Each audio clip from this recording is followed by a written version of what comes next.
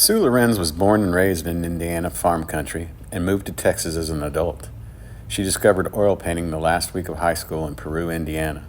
She never forgot the intensity of that experience, how it felt.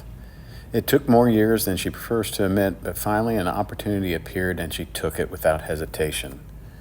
Her long career as an accountant and business consultant with a law school education took her around the world, Europe, China, Japan, where she explored the art and culture of those places she visited. This experience deepened her passion for painting not just a scene, but how it felt transporting the viewers to the worlds she explored. Her passion for the art was amplified when she discovered a coach and plein air painting. She learned to paint what she felt. Empathy has always been at the heart of her work, as she often paints scenes for those who are desperate for change in their lives. When you experience her work, notice how it makes you feel, whether it's how the light explodes to highlight a scene or whether it's only a hint of hope. Please enjoy this interview with Sue Lorenz. So I have a map here, and it's of Indiana, and I'm looking at this map, and we can go to Kokomo, and then we can go east and we can get to Marion. Then we can go north there, and northeast hit Wabash. And then if you come down a little bit, you can hit Peru. Sue Lorenz is from Peru, Indiana. Sue Lorenz, thank you for joining us today on the Keeping the Nostalgia live show to talk about you, your art, and life with art.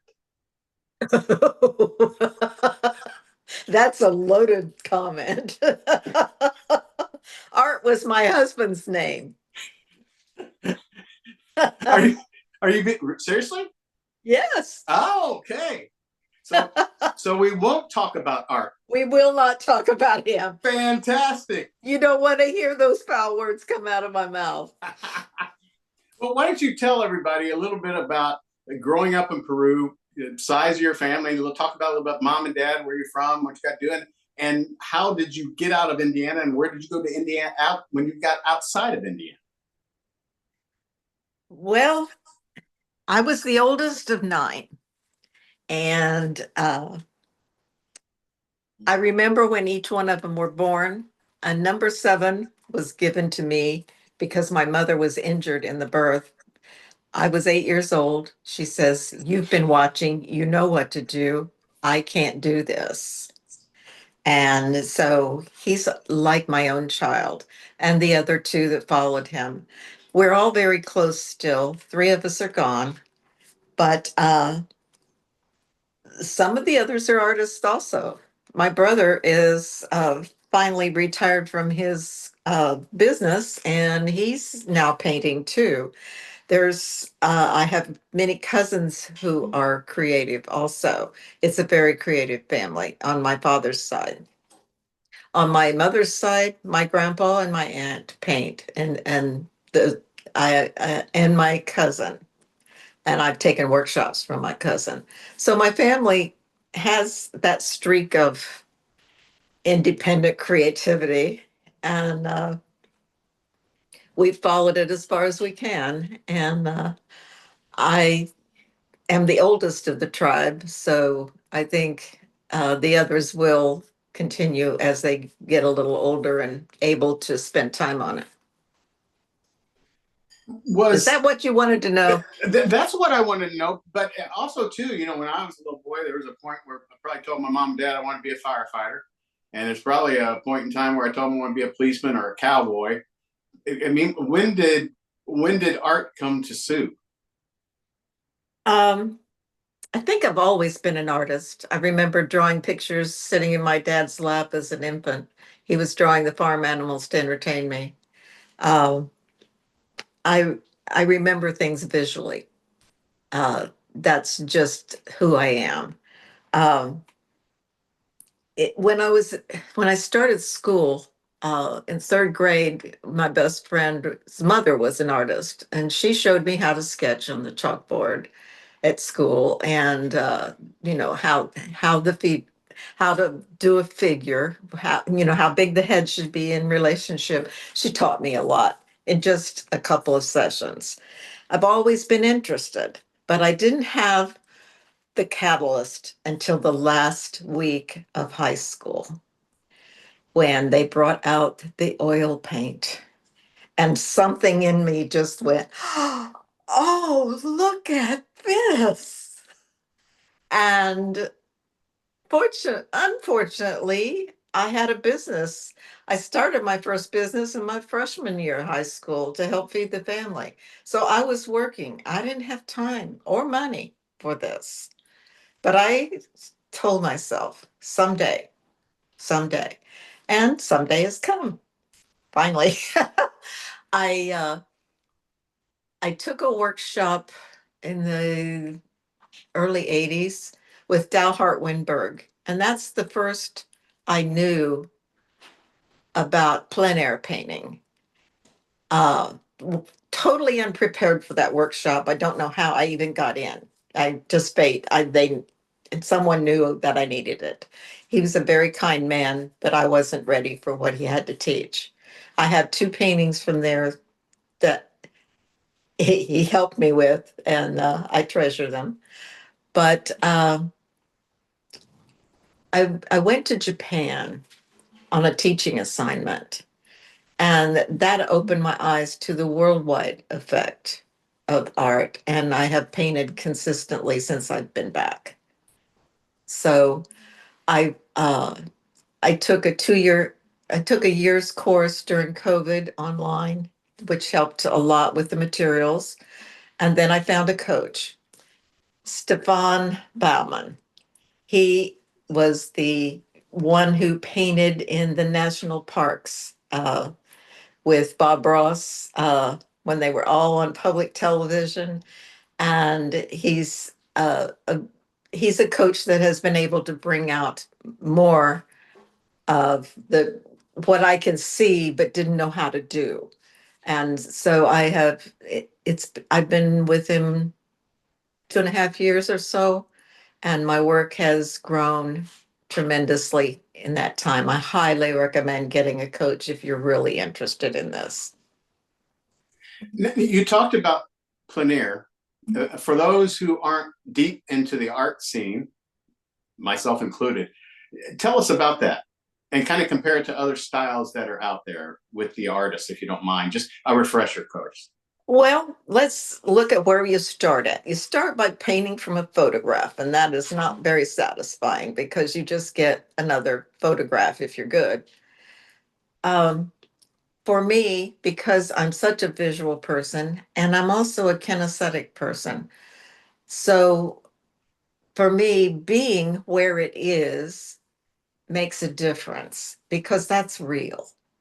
And there's the pressure of working with the light. The light changes rapidly. Every 7 minutes, it lights the scene differently.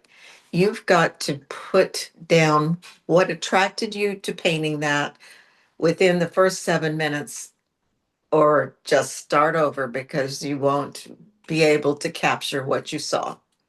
So that makes you get more decisive about what you're doing. It's no little brush and dabbing here and there. You go after it with gusto and get the bones of the painting in. You can come back and put the detail later, but you've got to catch the light and the bones and what you saw that made you want to paint it. You've got to show your audience. And for me, because I'm so kinesthetic, I have to show the audience what I felt. And that is embedded in the paint in my paintings. I'm an empath. I've had to use those skills all my life to understand people and how to get things done. And now I'm using it to communicate what I what attracted me to paint that in the first place. I want you to feel it too. And one of the things I do is friends have asked me about how I could help them get change in their life in some way or another. They want a better goal, or they want not to have a bad habit, or they want they want something to change in their life. Uh, and when I paint with that kind of feeling, it's communicated and it helps. And so, what was the question? You know what? It's very from that. It's very interesting too. I have never commissioned a painting in my entire life until just recently, and which this is right here is a piece that you did for me. And you would think, I used to think that it was like going to get a haircut. I could go into the barber and the barber would go, "How would you like it cut?" "Well, I want a little off the side, a little off here, rounded in the back. Don't touch this back because it's got cowlick and I'm going bald because I don't want people to see I'm going bald." The whole process that I went through with you was almost like a doctor-patient relationship. Yes, it is. Which is, you came into what are you looking for? What do you? Diagnosis. Yes. Yeah. So I just found that very. It's a great feeling when you're talking about, and of course when you get your final product. But it's very. It's not just like I said, going to the barbershop, is it? It's cathartic. Yeah, for me and you. So when you were younger and you were just getting into the art scene, or before you started to paint, I mean, who were some of the people that you liked, or kind of wanted to be like, or kind of your style kind of goes a little bit with them, or you get a little bit from them? I had a teacher in sixth grade who had been in World War II in Germany and had been there when they discovered the art cache. And he impressed upon me how important it was to save that and how special it was. And he spoke fluent German, so he had access to a lot more information than a lot of the soldiers did.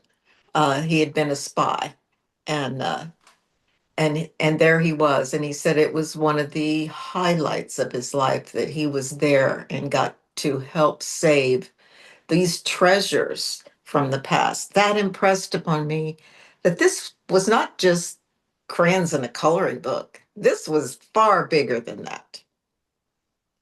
Uh, so that teacher was instrumental.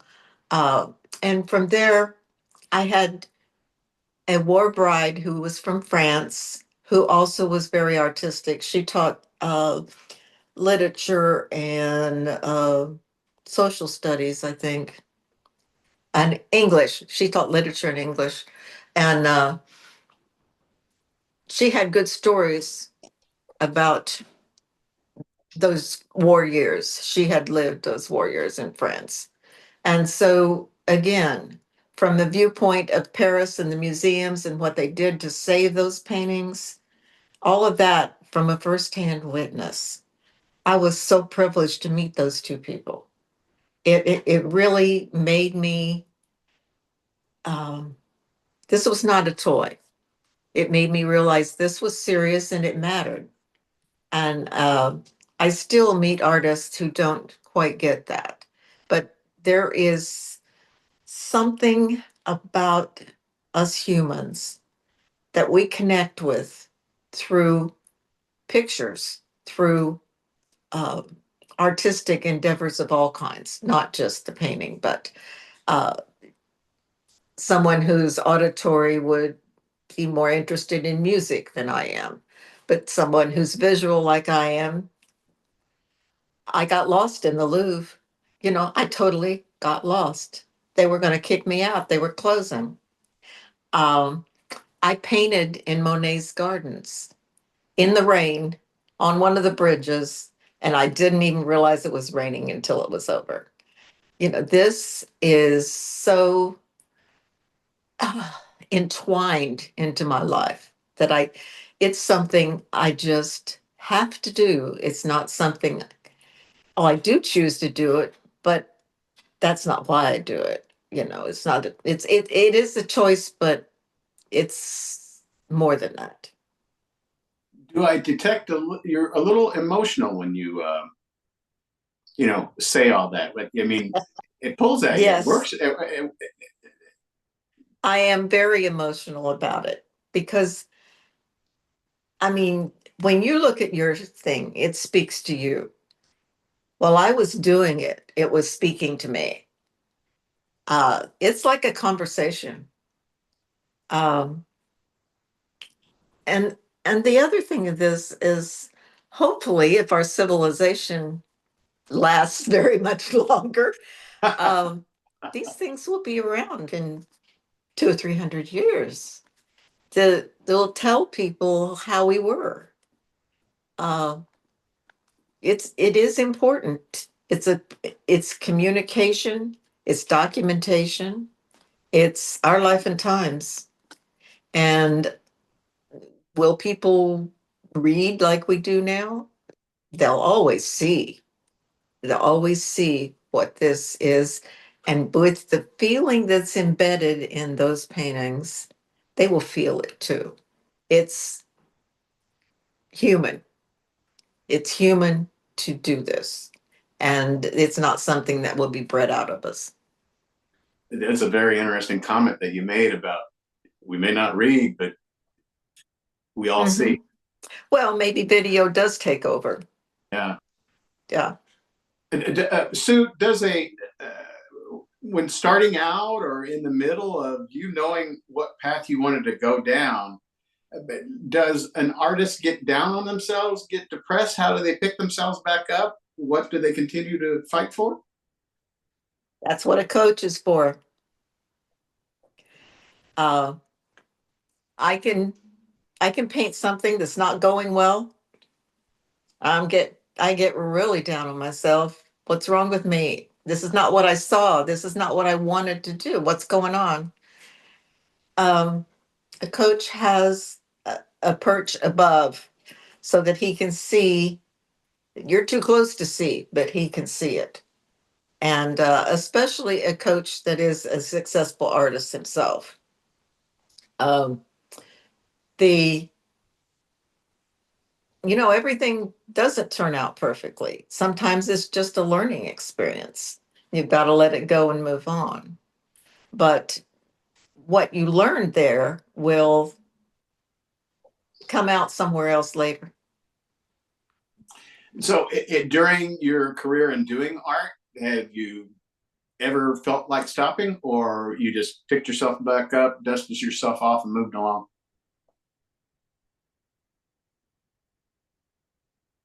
There are times I felt like stopping, but there's something that I I can't stop. Um, I had an accident where I lost my left eye. So even with one eye, I'm still going to paint.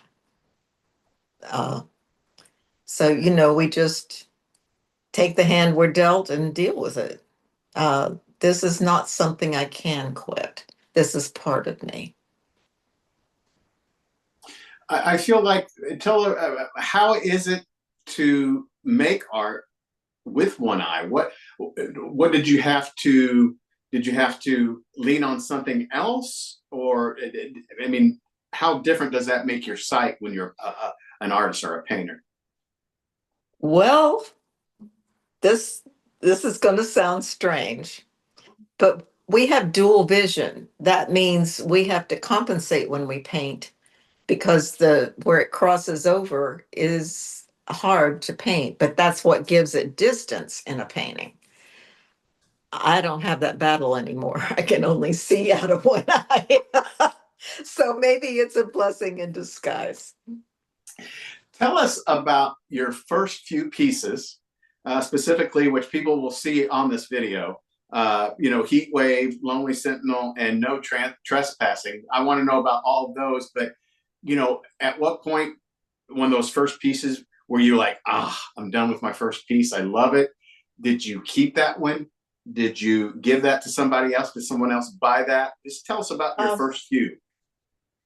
I There's a still life with a bottle of tequila in it that I painted with a group, and I was really proud of that. Um, that was teacher Wayne Pleck, and I was with him maybe 6, 8 months, and moved, and so we lost track of each other. But he set up that still life, and the whole class painted it. And out of that, I mine was the best, and the others. I mean, some of the others were very experienced painters, but I had captured more of that feeling. And then I didn't even know what it was. I was so new to this that I just knew it was better. And I didn't know how or why. And I spent a lot of years trying to figure that out until I got with teachers who understood what had happened. And that it's rare for an artist to be able to paint anything with feeling and to communicate that feeling to the viewer. And that's something I do naturally. Um, but sometimes I miss, and that's what my teachers and coaches are for. And does that answer your question? It sure I'm did. lost in Now, it.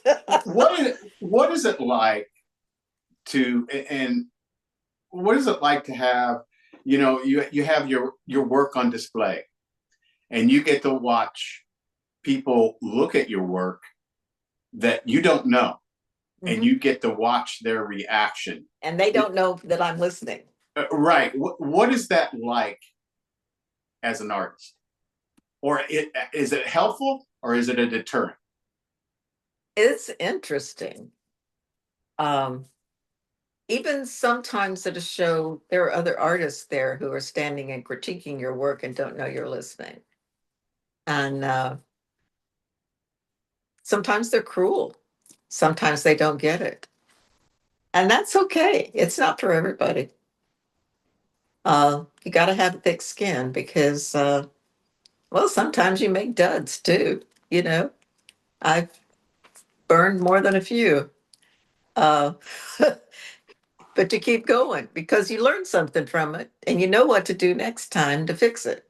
I just pictured the writer who has the piece of paper in the typewriter.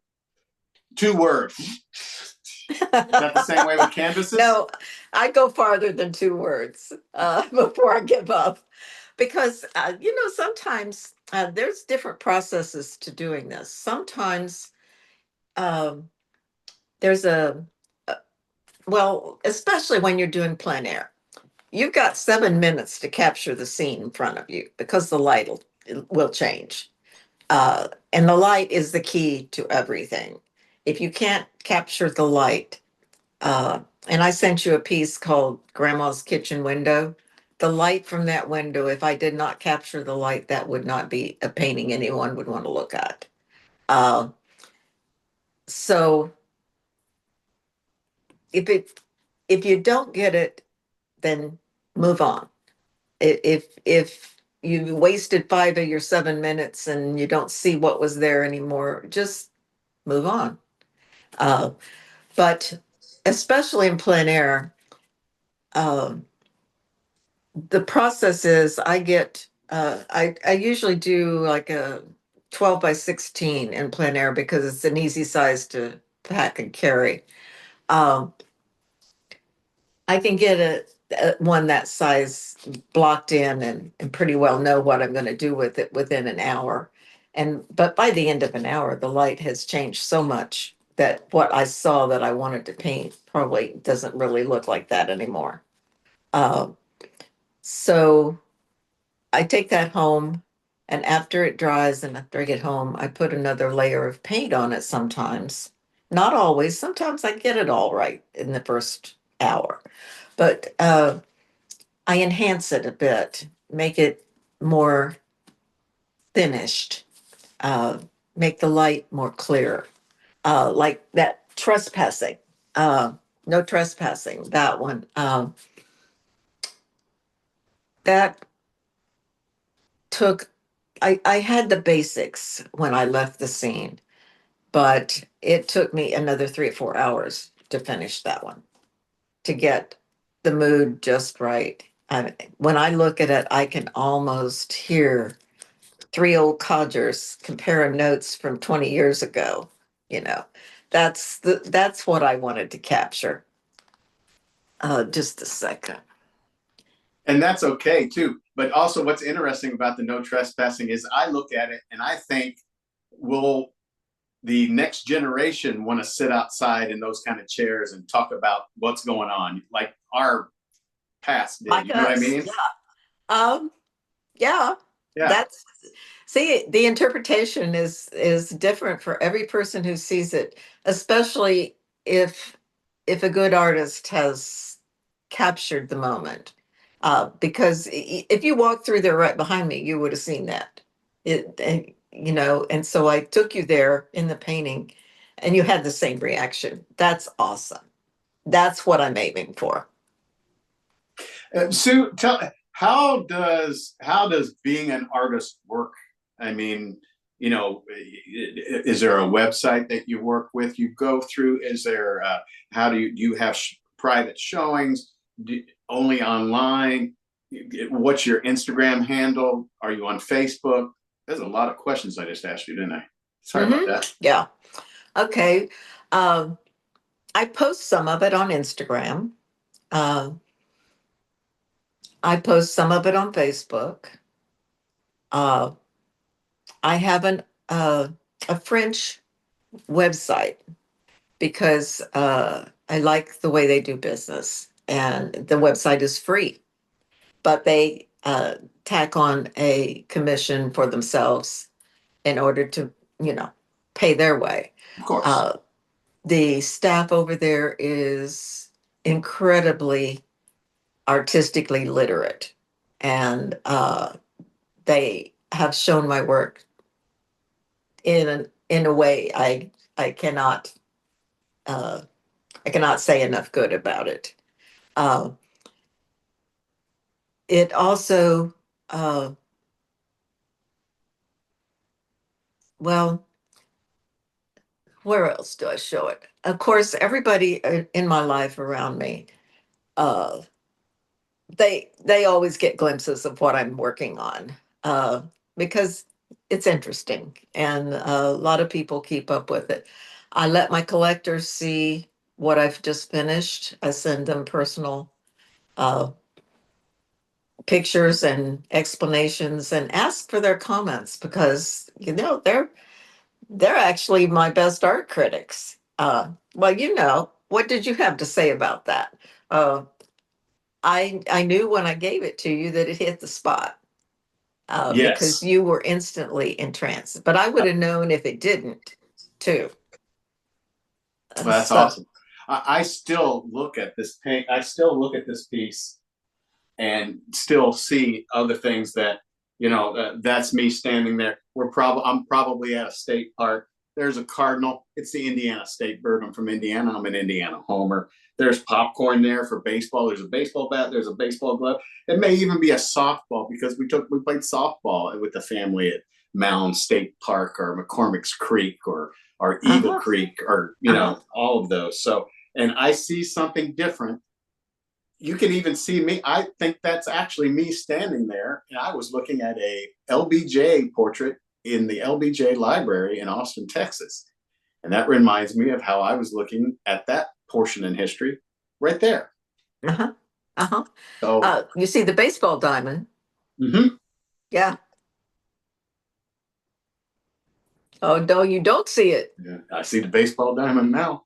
I was thinking about my grandfather Uh-huh. who's passed. I was thinking about my dad who's passed. I didn't even see the triangle. I didn't even see that. I didn't even see that. That's all. I didn't even get out of my shadow to see what is in this painting. And what is this done on? That's done on a canvas. I think it's a deep edge canvas. Okay. It's what, maybe a 14 by 18. Yeah. I'm glad you like it. Oh, I I, absolutely love it. And just how does it just make you from feel? uh, um, it takes it warm, comfortable,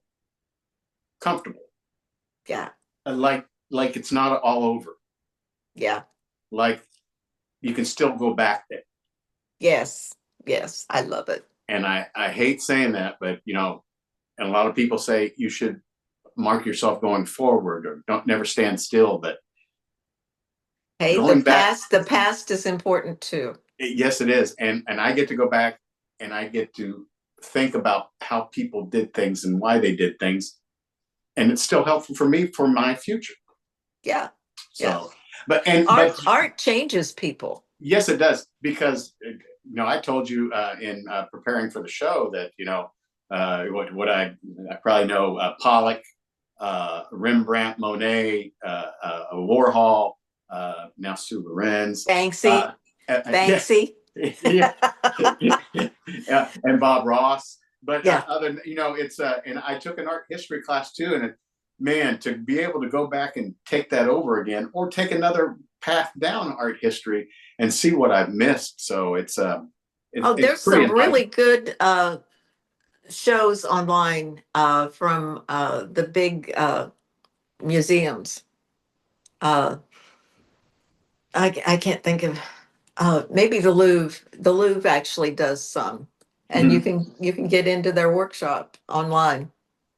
It's always intrigues us. Both my wife and I watch Antiques Roadshow, and it's Uh-huh. always interesting to see someone bring in a piece, and it's interesting. You think, and you know what I mean, and just the stuff that you learned from that. But my way in getting my piece done by you though was I love how much of an interest you took in wanting, you know, that's the basic line of business is, you know, to make your customers happy. But I just didn't see it the way that you were going to make it. And it's absolutely spectacular. And I'm assuming that's what kind of effort and emotion that you put in every piece you do. Yeah, yeah. I That's typical. Uh, I actually painted one for a woman who was looking for the perfect husband and just he needed to love to do the yard work with her and you know there were specific things that she wanted and she was a teacher, she just wasn't meeting the people and she was like there's got to be another way. And I said, well, tell me what you see and I'm going to make you a painting and we'll see if that keeps it foremost in your mind and that will help you to locate what you're looking for. And she reports that she's found a good guy. It's taken a couple of years, but the search was fun too. Now, the interesting thing is too, you also make pieces. You told me this was called a particular piece. It's a dreamscape. Okay. And okay, so that's a dreamscape. Okay. See what you dream could happen or did happen and how it affects you. I've tried to catch the feelings. That's the whole key to it. You know, the visual is a given. You got to get that right. But if you can also capture the feeling, that's amazing. Um, I've done a few that just blow me away when people see something in it that I didn't see. Uh, I did one healing the child within. I think it was in the group that I sent you. Um, a young woman who was having trouble making a living. She had serious issues. Her horse had died. You know, she was going through a bad time. And we talked for a couple hours one evening. And I went home and painted that for her. She was blown away. And I heard from her not long ago. It just, she loves it. It helped. It helped a lot. She's on a good track now. And you know what's very interesting is when I saw that video, I went down a little bit more a religious path, Oh, really? and I actually saw somebody, maybe a little child going to see their grandmother, and the mother going to see her mother. Mm-hmm. So you know, Mm-hmm. it's this the interpretation. Yeah. So, and that's what I find interesting is like in looking at this piece was made specifically for me, and I absolutely love it. And this is the kind of stuff I love. But looking at your other pieces, there's so much that can be interpreted in it that they're all fabulous. Mm-hmm. So, Mm-hmm. Well, now there's another interesting angle that you haven't, I don't even know that you realize it. There are hidden objects in a lot of them. Easter eggs is what they call them in movies, right? So what do you have in mind?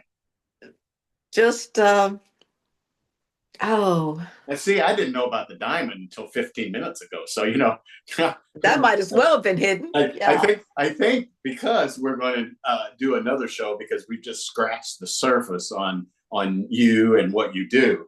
I think that I need to pay attention a little bit more attention to my painting. And our next show, I will tell you what I found in there. What do you think about that, Miss Lorenz?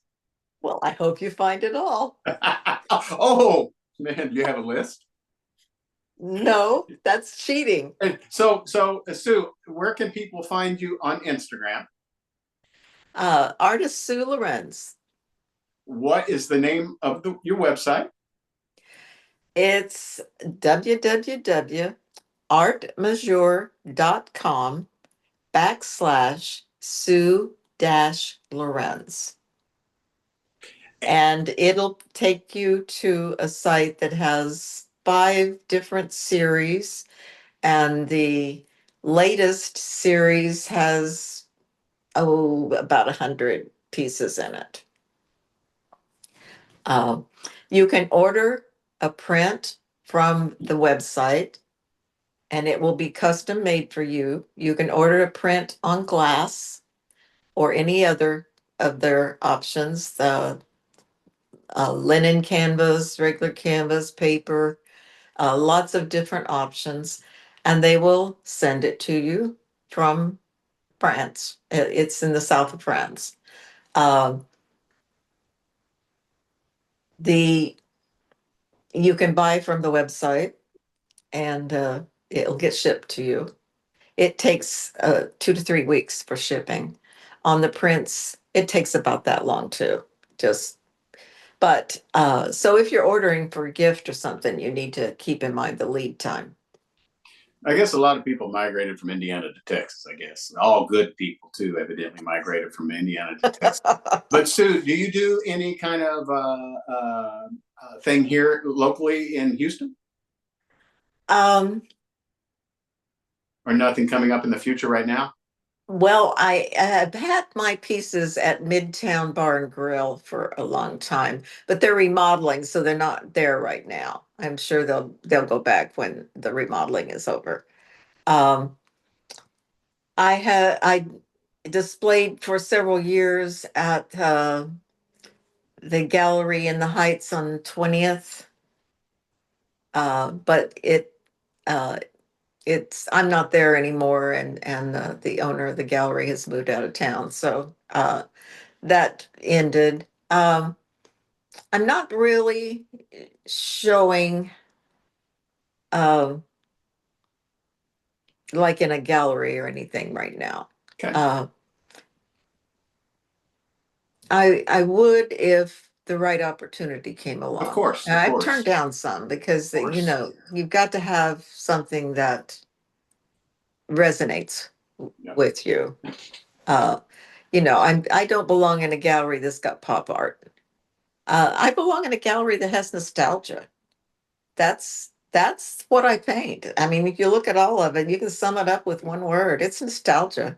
What's the name of the show? It's called Keeping the Nostalgia Alive. How about that? Wow. Man, that's like you got chocolate in my peanut butter and you got peanut butter in my chocolate. Reese's Pieces or Reese's Cups, Mm-hmm. Mm-hmm. Yeah. Sue Lorenz, will you join us again? Because I feel like we just scratched the surface of art, and I want to learn more, and I know my people want to learn more. Also, during this whole interview, too, you guys have been seeing her pieces pop up during the interview. They don't do justice almost on that small screen, so well, let me just say that in looking forward to seeing the next one, contact me through my website, through my Instagram. Contact me. If there's something special you want, let's talk about it. Um, I'm going to be working on one that's the high school gymnasium where I went to high school. And I I've been doing some sketches, and I'm excited about doing this. It's a unique place, and it no longer exists. So, in fact, I think I sent you today my we call it a grassage. I've kind of done a black and white piece of what I think I'm going to paint, but I'll paint it in full living color and bigger. So I And think this might be, I could change it again because this is just, thinking on paper. and for my Indiana high school basketball fans, you're not going to want to miss what this looks like, what this makes me feel like, what this makes any basketball fan from the state of Indiana feel Oh, like. you So haven't shown my basketball picture, have no, you? I haven't. This is going to be also within here also too with the yes, it is. No, that too. And also remember too, she can do prints. So that is Yeah. one other thing. So but the basketball one that you've seen 2 or 3 times now that we've been doing this interview is absolutely spectacular and just struck me in the forehead. But once again, I am a little biased, but hmm yeah. Yeah, So Sue Lorenz, join us again.